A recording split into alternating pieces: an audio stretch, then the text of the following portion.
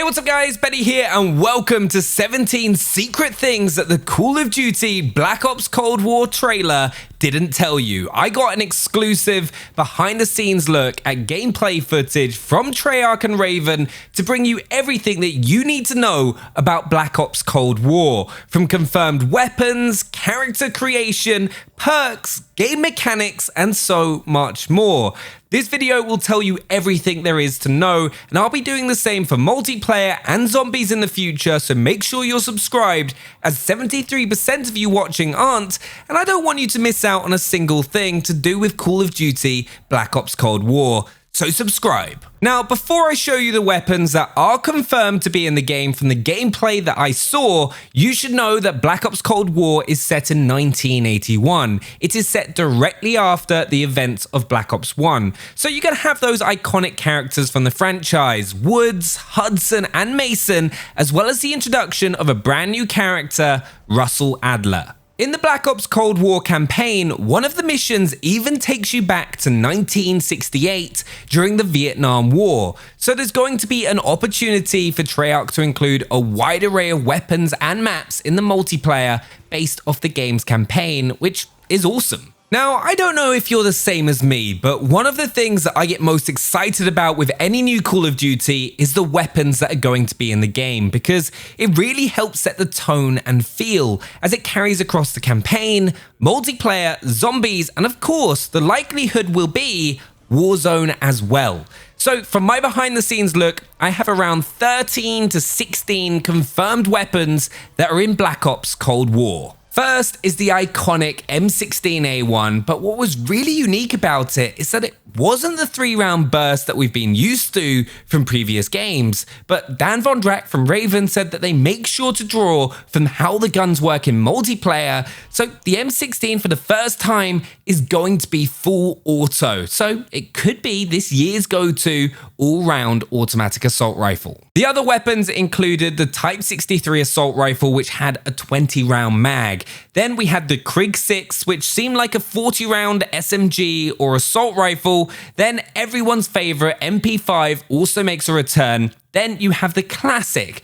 AK-47 assault rifle, the Hoya, I think I'm saying that right, the Hoya 77 shotgun, and then in the Vietnam mission we also saw a shotgun called the Firestarter. Then we had the Pellington 763, which was a sniper rifle, the RPD, which you'll probably know is an LMG.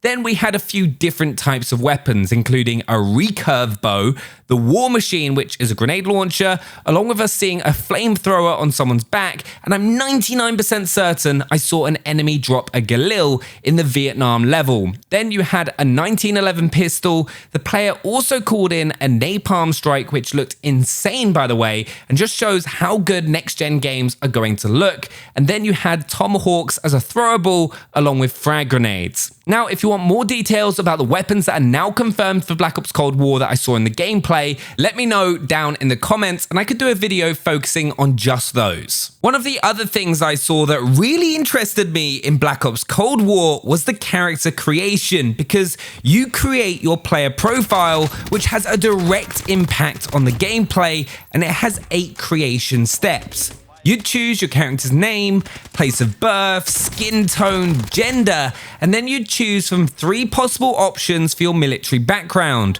which included the CIA, MI6, or ex-KGB, to help create your character's background. But what I found really cool was the psychological profile section, which is effectively perks in the campaign, and it will be more interesting to see if this is carried across to multiplayer as well. You get to assign 2 psychological profiles to your character, and there was 15 in the list, but we learned about 7. First was paranoid, who trusts no one and tends to interpret others' actions as hostile, and it also increases your aiming speed by 50%, with ADS time also halved. Next was violent tendencies, which was described as reliable in execution, though questionable in results. Exhibits a low to medium magnitude of cognitive dissonance, and that profile increases your bullet damage by 25%. We then had Lone Wolf, who preferred to act independently. often at times questions authority, which increases sprint time by 100%. And then we had professional, which is described as highly regimented, sees team members as mission assets only, lacks empathy, but gains full speed movement while aiming down sights. Then we were told about 3 more psychological profiles, but didn't learn what they do. Fearless, loyal, and stable. From your knowledge of Call of Duty, have a guess down in the comments what they do. It'll be cool to see if anyone gets it right when they're finally released, but combining all of these together helps you make your own unique character within Call of Duty Black Ops Cold War, to an extent that we have never seen before in previous games in the campaign. Something else you'll definitely want to know about Black Ops Cold War is some of the physical gameplay mechanics that we're going to have. Some are returning and others are brand new to the franchise. First of all, sliding is returning to the game. There are a couple of instances in the gameplay that we saw that the player slid either under an obstacle or into a gunfight. What will be interesting to see is if slide cancelling still works when we get our hands on the multiplayer. Next, you'll have seen it in the trailer, but there are enemy takedowns during the campaign, which, if I'm honest, are pretty brutal, but is also something I see carrying across into multiplayer. But though we didn't see it in action, during the gameplay I saw a button prompt that said body shield, so it looks like you'll be able to grab enemies and use your sidearm whilst using them, well, as a body shield. Once again, giving you more ways to approach situations in the game. Enemies were also seen to bayonet charge, so it'll be interesting to see if there's a bayonet attachment that you can add to your own gun, so you can perform a bayonet charge, just like we have done in the past.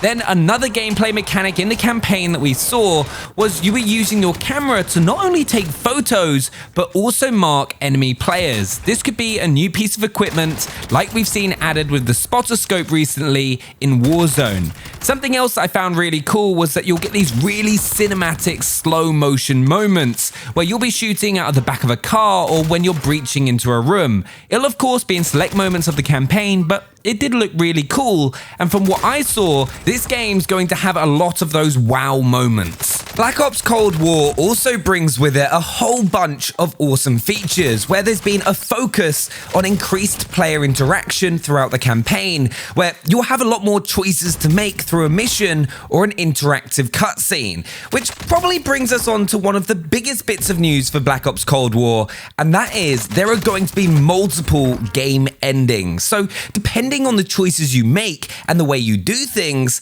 the ending could be completely different to someone else. There's also unlockable missions which open up as you find evidence throughout the campaign, and you can choose when to do those side missions whenever you like. But if you collect all the evidence before doing the mission, it could impact the decisions you make on those missions because of what you know, which I think is a really nice touch. Whilst you're playing, there will also be optional objectives. The game isn't going to be as linear as previous Call of Duty games, which I think can only be a good thing. And I think in our behind the scenes look at the game, it's something Treyarch and Raven really wanted to get across. You've got a lot of choice throughout the game, so everyone's experience is going to be slightly different. Like the 2 missions we were mainly shown had big game mechanics that had a lot of variation. Like in this undercover agent mission within the KGB headquarters, the Lubyanka, you get given a map which shows you different ways of completing the mission, which involved stealing something, poisoning someone, bribing, or even blackmailing your way to completing your objective. Then in the level where you flash back to Vietnam, there was different approaches to being stealthy at night with a bow, or going full-on assault and dropping napalm on the enemy. But that level then also featured a whole different level of messing with your mind in Black Ops fashion, where you're opening doors and falling through collapsing buildings. I'm not going to spoil too much, but it looked awesome.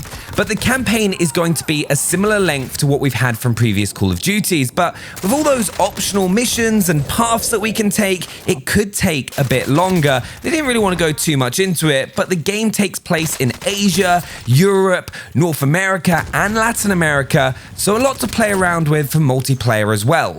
Now, as someone who spends an awful lot of my time in multiplayer, I'm always looking out for things that could cross over from the campaign into that space. and one of those things was a vehicle with a mounted turret. Now, I'm more thinking about this with it being attached to Warzone in some way, if what we've been told in the past is true. So vehicles with weapons on them would be pretty handy, if just to help counter C4 throwers a little bit more. Another thing I saw was that weapons once again show the attachments that they have equipped when you walk over them on the ground. The max attachments I saw on a single weapon was 3, but we don't yet know any details on how they're going to approach the multiplayer parts of the game. Personally, I'm hoping to see the return of the gunsmith, as I really like that level of customization that we get within Modern Warfare and Warzone right now with all the different attachments, but I trust David Vonderhaar to deliver.